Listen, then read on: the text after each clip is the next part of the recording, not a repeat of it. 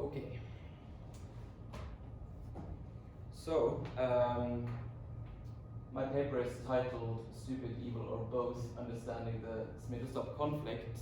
The title itself comes from somebody closely connected to the development of the application, who described how the conflict felt from the inside between these two camps of medical researchers on the one hand, which I have drawn here as somebody with a lab coat, and the privacy community on the other hand, which is some hacker with a skull t-shirts here.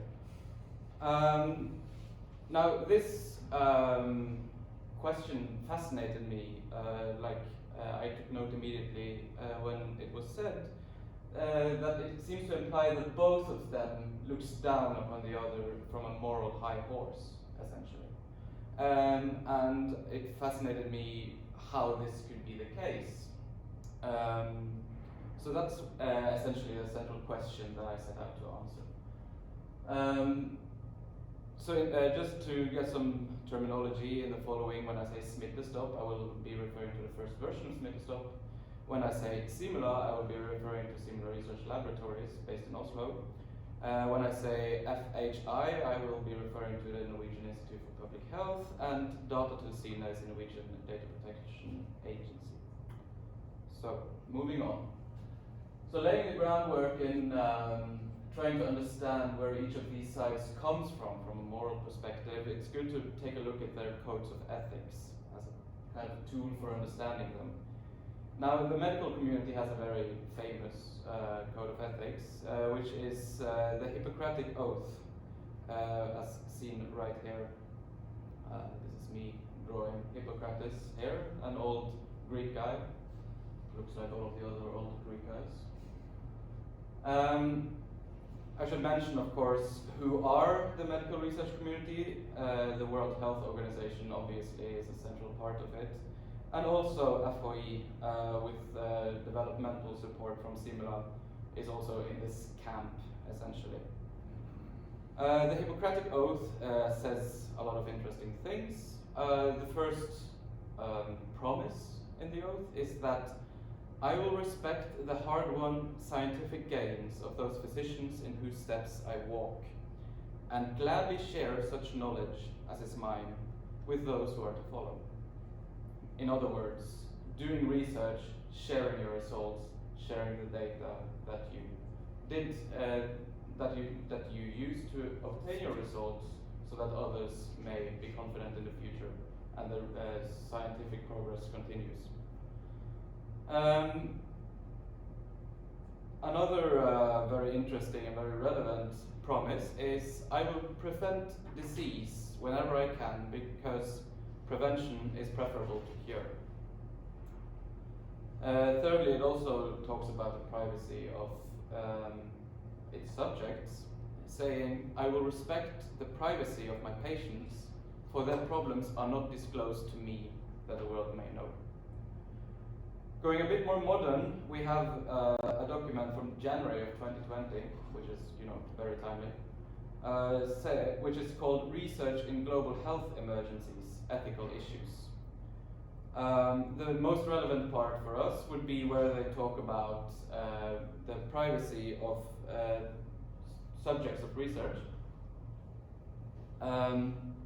where they write that sharing, meaning sharing of research data, is vital for effective research collaboration, but it must not be exploitative. Now, the main safeguards against exploitation in this sense would be counseling to experts on research data, and oversight. And if somebody were to, for instance, go against the GDPR, there could be fines involved, etc. So I've included a screenshot here of the Norwegian Center for Research Data, who write as their, job in society is to ensure that data about people and society can be collected, stored, and shared both safely and legally today and in the future. So that's the kind of thinking we have in the medical research community regarding ethics. Moving on to the privacy community, that looks fairly different. There are codes of ethics. First of all, who are they? Well, there are a lot of engineers and hobbyists in the privacy community, undoubtedly. Also, a lot of academics and researchers, etc. Some of you here would be in that camp. I would assume, essentially, that the members of Datatilsynet feel much more closely connected to the privacy community than the medical one. Amnesty International, as we will see later on, have certainly spoken on behalf of the privacy community more than once. Whether or not Richard Stallman, I do believe that he cares about privacy. He is more well known for free software, but still I found this frame from XKCD to be particularly illustrative. Their ethics, or codes of ethics, if you will, they rely heavily on Article 12 from the Universal Declaration of Human Rights, which reads, "No one shall be subjected to arbitrary interference with his privacy, family, home, or correspondence, nor to attacks upon his honor and reputation. Everyone has the right to protection of the law against such interference or attacks." Now, how exactly to interpret this human right is, of course, up to debate. But the privacy community will never fail to interpret it in more or less its extreme. If there is any way for a public agency or company to learn anything about my private life without my explicit consent, then that is a violation against my human rights. Now, the reason for this is that they fear a so-called Orwellian nightmare, a mass surveillance nightmare, and they view the amassment of power as kind of a slippery slope towards such a dystopia. Therefore, even the tiniest infringements upon our privacy must be nipped in the bud in order to stop us from going down this slippery slope. Another very insightful document is the 1993 Cypherpunks Manifesto from Eric Hughes. He writes, among other things, "We cannot expect governments, corporations, or other large faceless organizations to grant us privacy out of their beneficence. We must defend our privacy if we expect to have any." So it's quite different thought set. We will return to these thought sets later on. Now let's just set the stage for the contact tracing application itself. So, I have a timeline here, and on March 31st, 2020, roughly 2 weeks, I think, after the first lockdown here in Norway,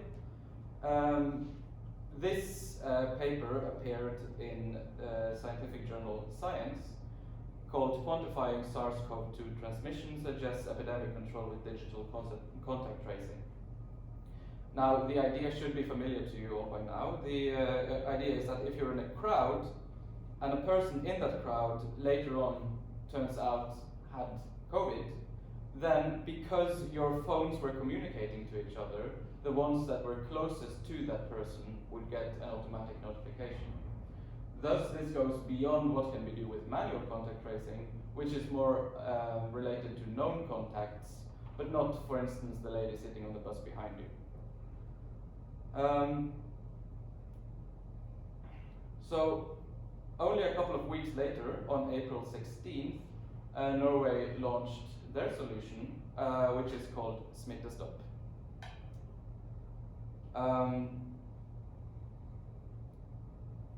It is developed by Simula on contract from FHI, and I would like to just point out a couple of things in its architecture and how it's working. So I'll be a bit fancy here and zoom in. First of all, to the left here, on the device itself is a data collector that logs GPS data and Bluetooth data. This is uploaded here onto the servers, backend hosted in Microsoft Azure, it says. So it's servers that are provided by Microsoft.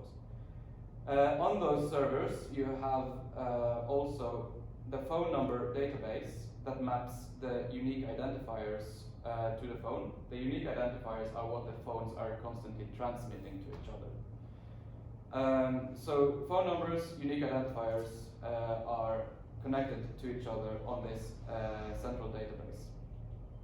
There is also the raw data from the devices, and as I write here, after 30 days, by the policy, the raw data shall be deleted. In the meantime, there are daily aggregates wherein the data is pseudonymized, so-called, a process in which it should be difficult to re-identify individuals from the from the aggravated data. And those aggregates, again, are also stored on the same backend. The color coding here are the orange ones are parts of the code that are maintained by Simula, and the teal ones are maintained by FHI.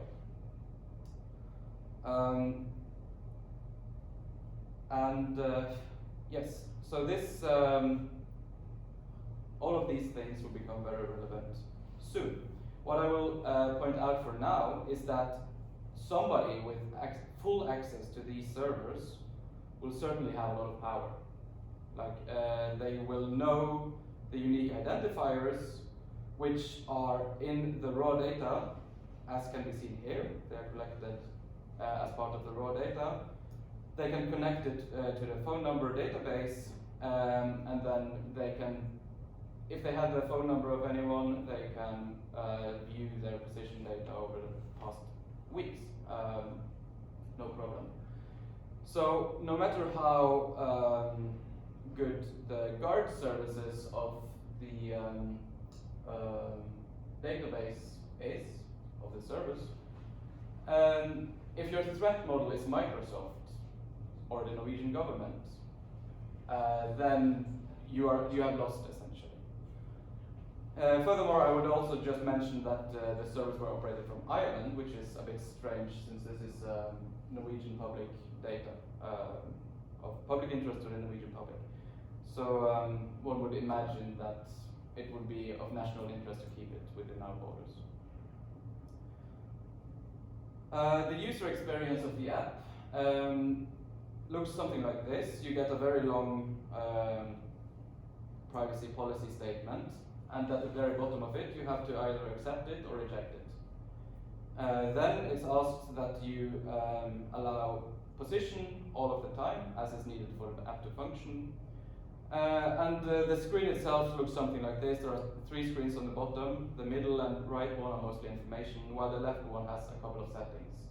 Now you can turn off location data and Bluetooth data, but if my memory serves, then this triggers a warning that yes, you're free to do this, but now the app won't function properly, which is fair. It's a true statement.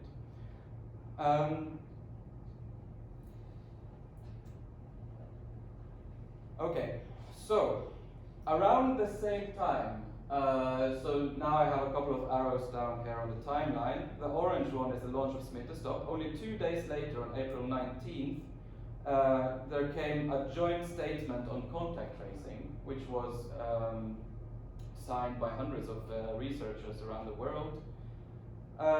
It said, among other things, contact tracing apps must only be used to support public health measures for the containment of COVID-19. The system must not be capable of collecting, processing, or transmitting any more data than what it is necessary to achieve for this purpose. Any considered solution must be fully transparent. The protocols and their implementation, including any subcomponents provided by companies, must be available for public analysis. The processed data and if, how, where, and for how long they are stored must be documented unambiguously. Such data collected should be minimal for the given purpose. Well, Smittestopp, regarding openness, it launched with a closed source code. They feared essentially that exploitations might happen if they had open source code. Most data engineers should be aware that that is exactly the reason why you should have open source code. Nevertheless, unclear data aggregation method, and also I would like to say unclear data aggregation reasons. There is this vague idea that they needed to collect the data for for maintaining a view, an overview of the spread of the pandemic. Okay, so research purposes. Now, 2 days after that, again on April 21st, the European Data Protection Board, they launched their guidelines on the use of location data and contact tracing tools in the context of the COVID-19 outbreak. They write, among other things, contact tracing apps should not require tracking the location of individuals' users. Instead, proximity data should be used. In other words, use GPS. Do not use GPS, use Bluetooth only. Of course, Smittestopp doesn't only use GPS, it explicitly collects it for research purposes, once again. Collected information should reside with the user. It should reside on the terminal equipment of the user, and only the relevant information should be collected when absolutely necessary. Of course, Smittestopp once again stores all its data centrally, does all its processing centrally. Very little is actually processed on the user's device itself. Finally, if operations are strictly necessary in order for the provider of the application to provide the service explicitly requested by the user, the processing does not require his or her consent. Otherwise, for operations that are not strictly necessary, the provider would need to seek the consent of the user. Now, going back to this long privacy policy statement, I failed to obtain the full one, and sadly I didn't take any screenshots of it while it was still available. I do not know to what degree they state that we are collecting data on you for research purposes, but regardless, I imagine it would be something most people scroll by, let's say.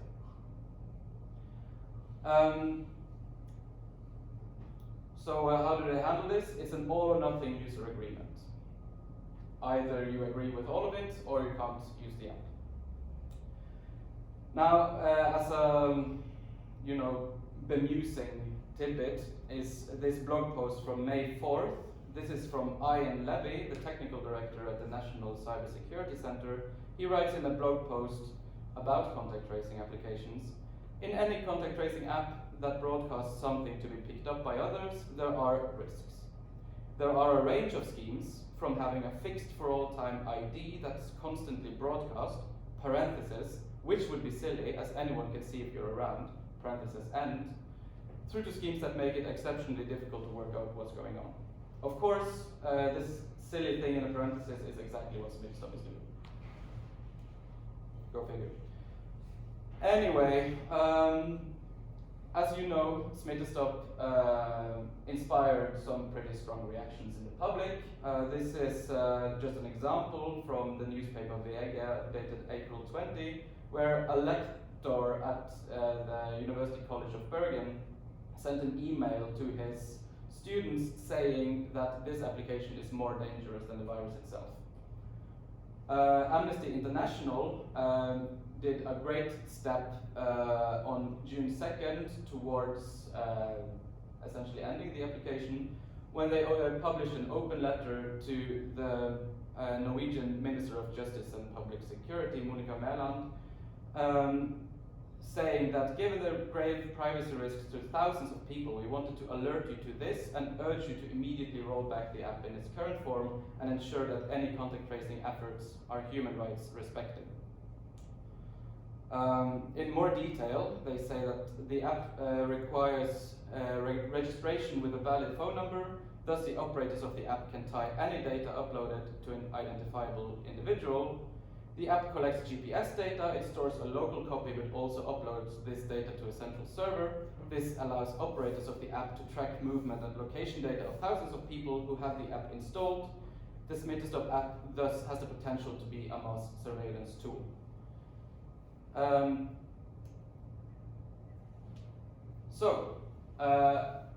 Not long after, you can see the yellow arrow down here is Amnesty's letter. Not long after, Datatilsynet comes with their reaction, which is that they announce that the Folkhälsoinstitutet, FHI, are given a temporary ban on the processing of personal information connected to Smittestopp. Essentially, if I understand the situation correctly, they were given this temporary ban while Datatilsynet prepared to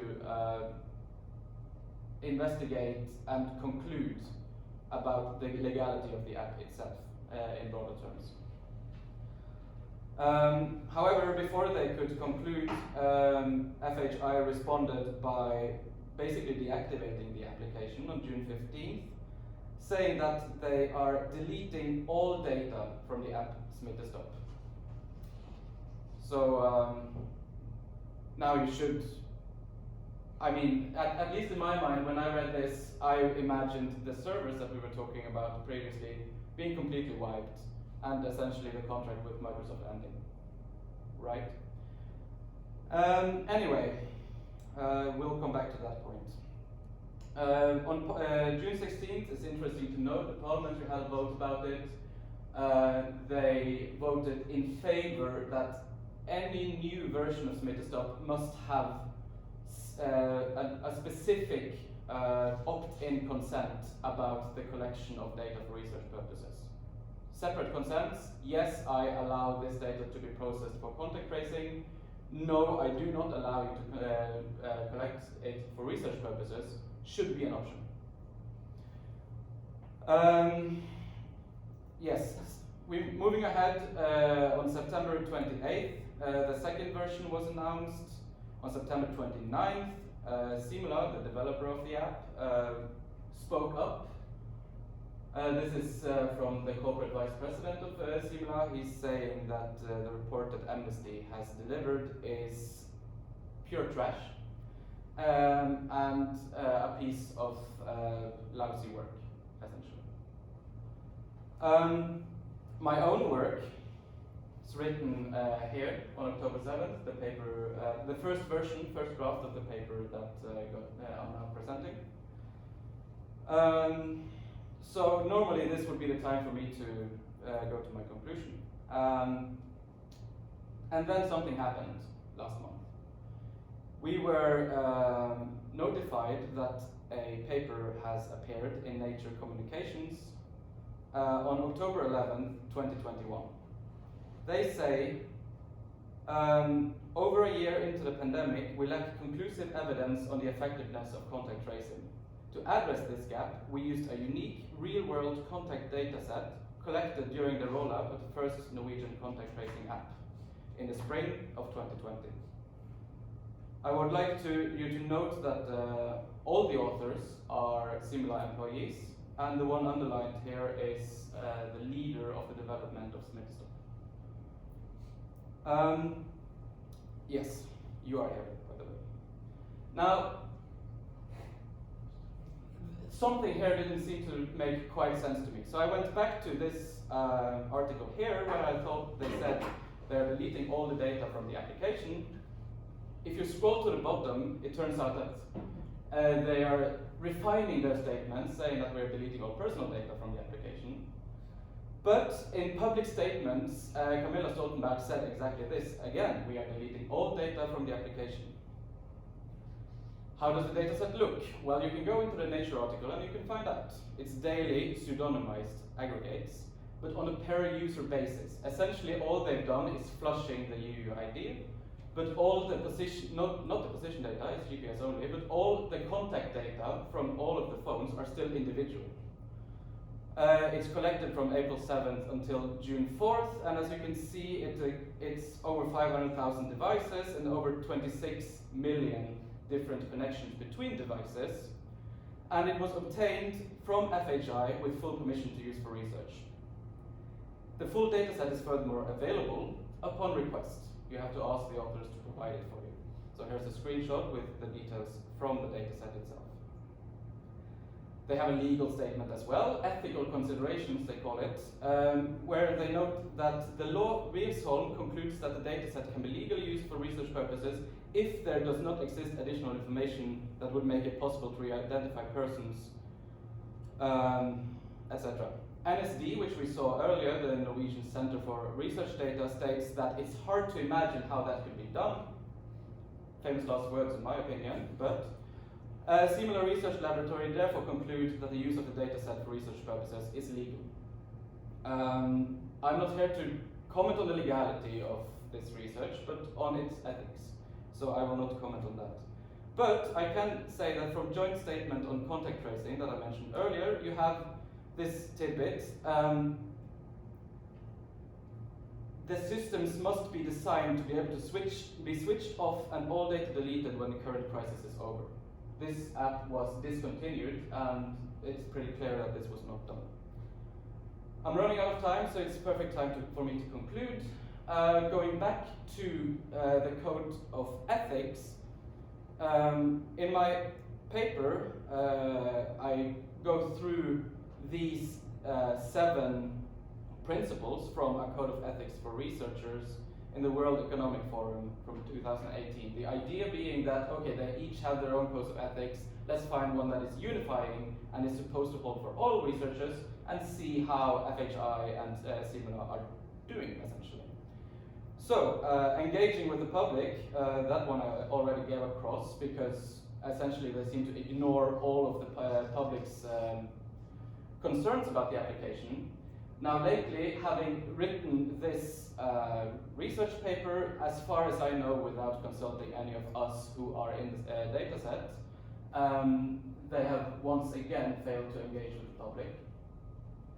Pursue the truth, I'm going to give them a green check mark there. They certainly did their research. They found how the virus spread or how the application functioned, etc. They have a lot of data. They have a lot of truth, essentially.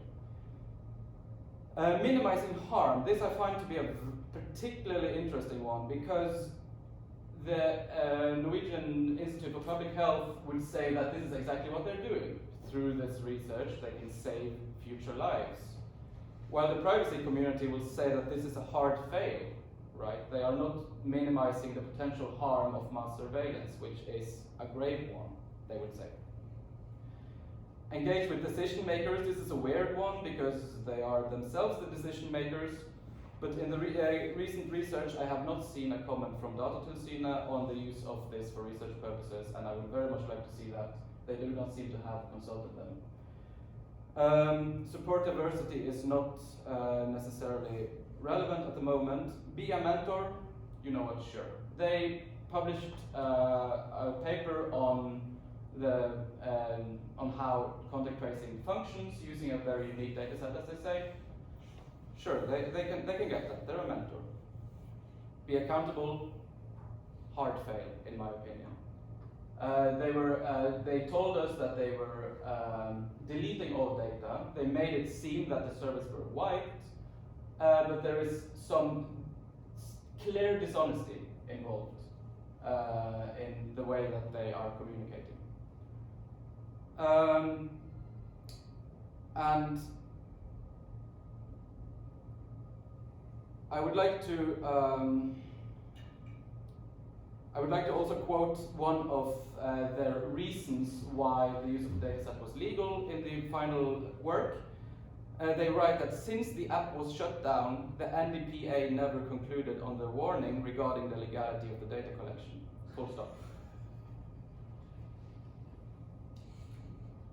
I don't need to provide further comments. So finally, I would like to just end on the thought that, as noted in the Science article that kicked all of this off, and as reinforced by their own research results, ethics aside, nothing will be achieved without a trusting public. So, thank you.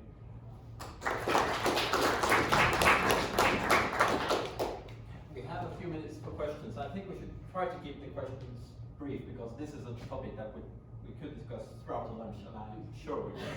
Sure. I have a very short question. Yes. Do you know when they sent the article to the publication? No, but if you go essentially into source hacking in the article itself, you can see that many of the references start, like whenever there are websites, they need to provide the date when it was accessed. And many of those are from around January 2021 onwards. So this is clearly work that was done in 2021. So about the minimizing harm portion there, could it not be kind of argued that because there was such a strong lack of trust in this app from the public because of these problems with transparency and such, it could be argued that that has caused fewer people to download it and such minimizing the effectiveness of the app.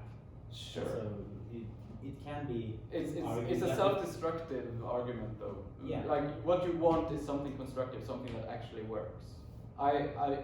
When it works, I think digital contact tracing is a good thing. Let that be clear. When it's done in a careful way.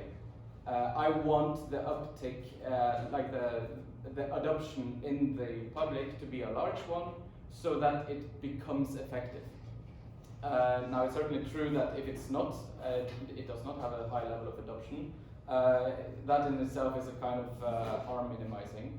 But then, of course, the FHI would say that no, the application has the potential to save lives, and we have a moral duty to prevent rather than cure disease.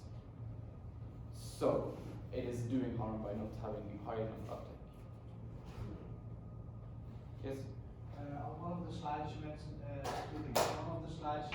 something about open source, right? Yes. That helps in protecting and making sure that everything. I assume you, just as a remark, you heard about Harmony. Yes, I have. Yeah. Okay, that was one thing. The other thing is, in principle, the first version of Smittestopp appeared pretty fast after the pandemic started. Yes. Is there something to say for the fact that, I mean, this is not something that you can discuss over many, many years and months and years. Is it maybe also a good thing that they were out very quickly and tried to protect ourselves? I would say that's a sound argument. It's certainly an argument that the developers themselves have pushed many times. What I have an issue with then is the unwillingness to update the application as the debate continues. They did one major update before it was shut down, and that was to reduce battery usage. Okay. Yes? Yeah, I also believe that there were other solutions out there that was open sourced at the time of the first app was launched. If I recall correctly, the GAY and so that would be kind of the main, one of the main ones is this architecture on which GAY is based. You also have Swiss code, etc. But they were developed more or less simultaneously with Smittestopp. Which one actually released first, I'm not sure about. But you're quite right that there was ongoing developments. But since this was so early, as he just mentioned, there were no standard agreed upon things. It was only these documents saying that, well, at a minimum, it should have these things. So I think we need to stop on that. I have one remark. I think the medical community is used to having large sensitive data sets, and they know they can handle them, and they do have these large data sets on us already. Yeah. So, just on the data set, we can handle this. Exactly. And whereas the rest of, well, more technical privacy-minded community thought, well, they are only monitoring or regarding the rest of the world as threat actors. What happens if they try to model themselves as threat actors? Exactly. And they didn't do that. Exactly. Now, that's a very good point. It's very central to my conclusion, essentially, that this medical research community must have been quite confused at this controversy, essentially, because exactly as you say, they are used to dealing with large, sensitive data sets. So, what's the problem? Well, I think arrogance is the problem. Don't quote me on that. yes, yes.